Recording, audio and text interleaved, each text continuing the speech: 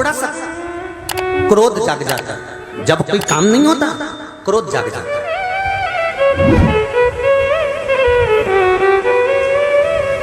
चिड़चिड़ प्रवृत्ति आ जाती है।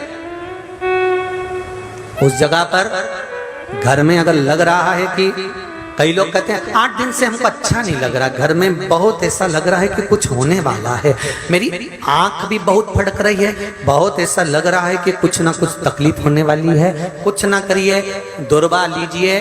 दुर्वा जानते हो, जो गणेश जी को दुर्वा चढ़ती है, दुर्वा लीजिए। उस दुर्वा को अशोक सुंदरी वाली जगह, अशोक सुंदरी की जगह जानते हो ना, जहां शिवलिंग है,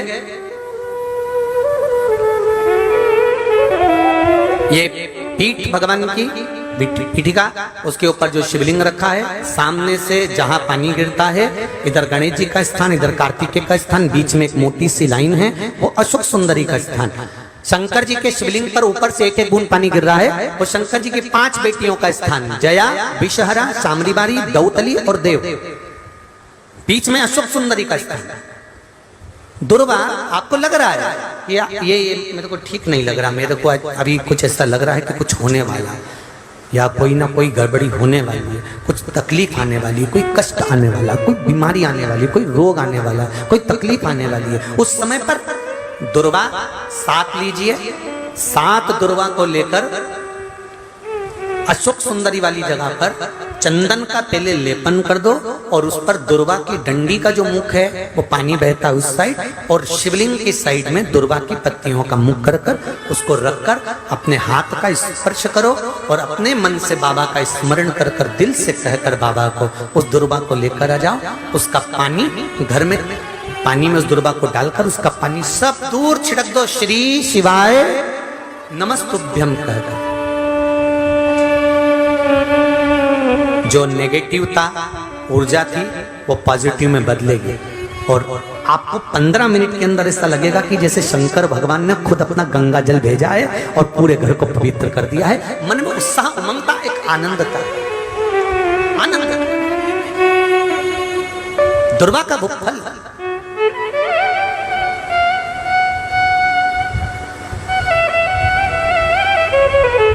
दुर्वा का वो आनंद, सुख देगा। भगवान को रिझाने का तरीका देखते। अब कई लोग कहते हैं ये गुड़ से क्या होता है, ये मूंग से क्या होता है, ये धने से क्या होता है, चावल से क्या होता है, बेलपत्र से क्या होता है। अरे भाई, समर्पित करोगे, पाओगे तो जानोगे ना।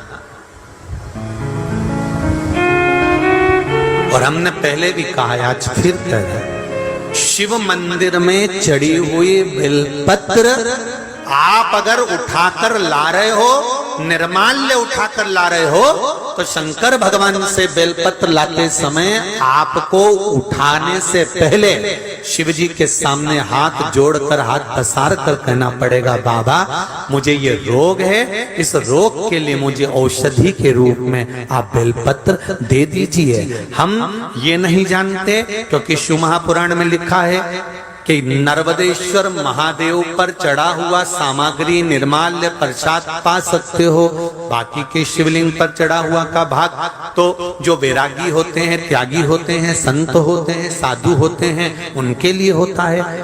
पर यदि हम नर्मदेश्वर महादेव नहीं भी है और हमको रोग है, तकलीफ है, कष्ट है, तो जो बेलपत्र हम शंकर जी से मांग कर ला रहे हैं, उनसे कहकर लाओ, हमें औषधि दे दीजिए। तो वो औषधि के रूप में हम लेकर आएंगे, तो वो हम खाएंगे तो हमारे शरीर को वो लगेगी। हम ये नहीं कह रहे कि आप इसी का लेकर आओ या नर्मदेश्वर को ढूंढो फिर उसका शिवलिंग लेकर आओ। कहाँ ढूंढोगे? आप तो औषधि मांग कर लाइए। घर में से घर का सदस्य जब घर से बाहर निकलता है तो झाड़ू पोछा नहीं लगाया है। कोई घर का व्यक्ति घर के बाहर जा रहा है, कोई काम से जा रहा है, कोई जरूरी काम से जा रहा है, कोई विशेष काम से निकल कर जा रहा है, और घर की बहुएं उसके जाने के बाद झाड़ू पोछा लगाएं, तो सिद्धता नहीं है, वो श्रेष्ठता नहीं है। किसी के जाने के बाद झाड़ू पोछा कब लगता है? तुमको अच्छे से मालूम है।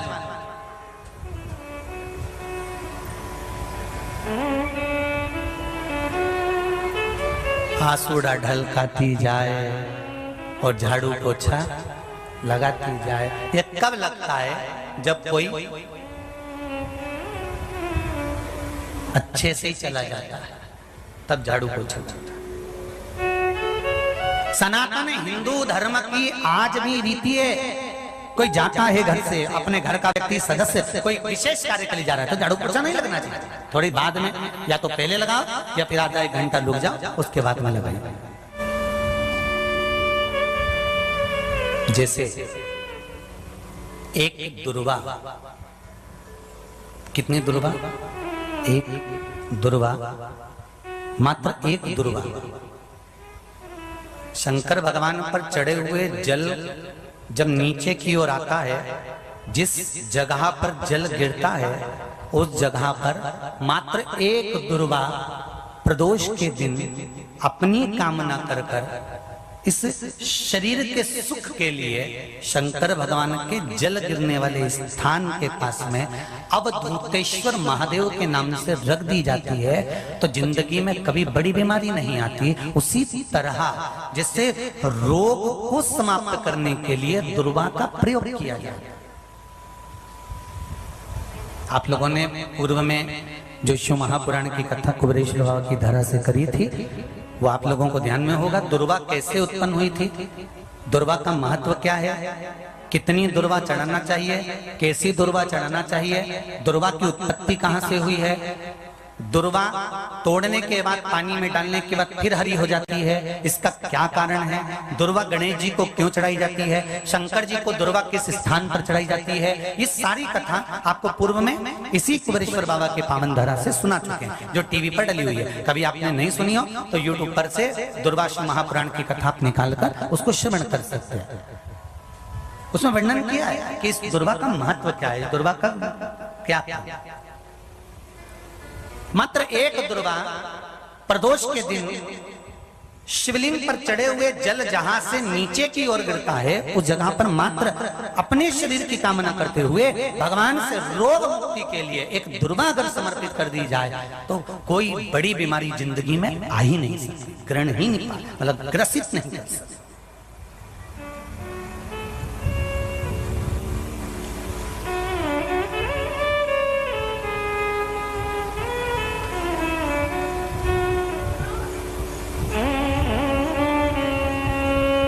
एक और अच्छी बात है, बहुत ध्यान लगाकर सुनिएगा जरा।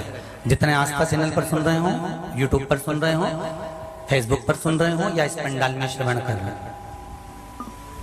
बहुत सावधानी से ध्यान दीजिएगा। कभी श्रावण महीने में अगर आप शंकर जी के मंदिर में जाएं और शिव मंदिर किसी वृक्ष के नीचे हो, बट वृक्ष के नीचे हो, चाहे पीपल के वृक्ष के नीचे हो, चाहे वो आंवले के वृक्ष के नीचे हो, चाहे वो बेलपत्री के वृक्ष के नीचे हो, चाहे वो शमी के वृक्ष के नीचे हो, चाहे जिस वृक्ष, कोई भी वृक्ष के नीचे अगर कोई शिवालय है, शंकर जी का कोई मंदिर या शंकर जी का कोई शिवलिंग रखा हुआ है, तो एक दुर्वा किसी भी श्रावण महीने में तुम जब भी किसी शिवालय में जाएं, जिस वृक्ष के नीचे शिवलिंग हो, उस शिवलिंग पर ये शिवलिंग रखा हुआ है, ये जलाधारी है।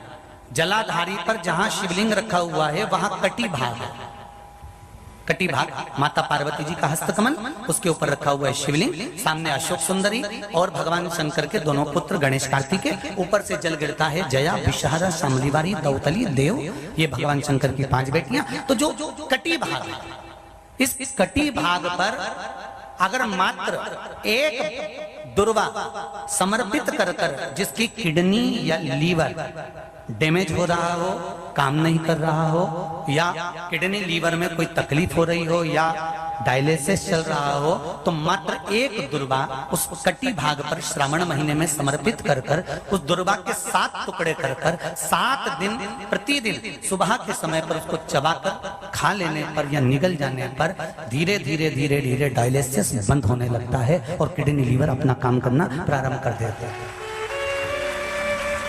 दुर्वा कोई साधारण नहीं है,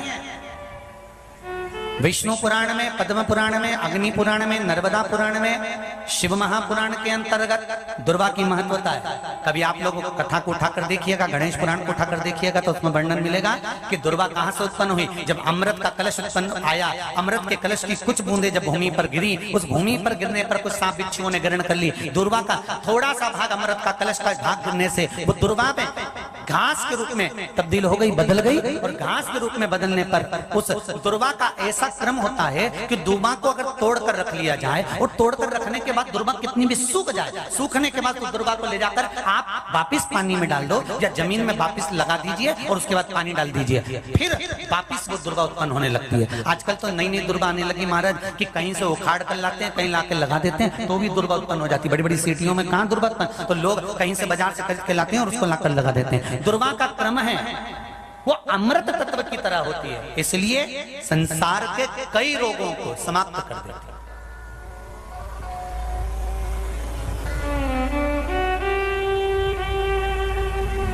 कई रोग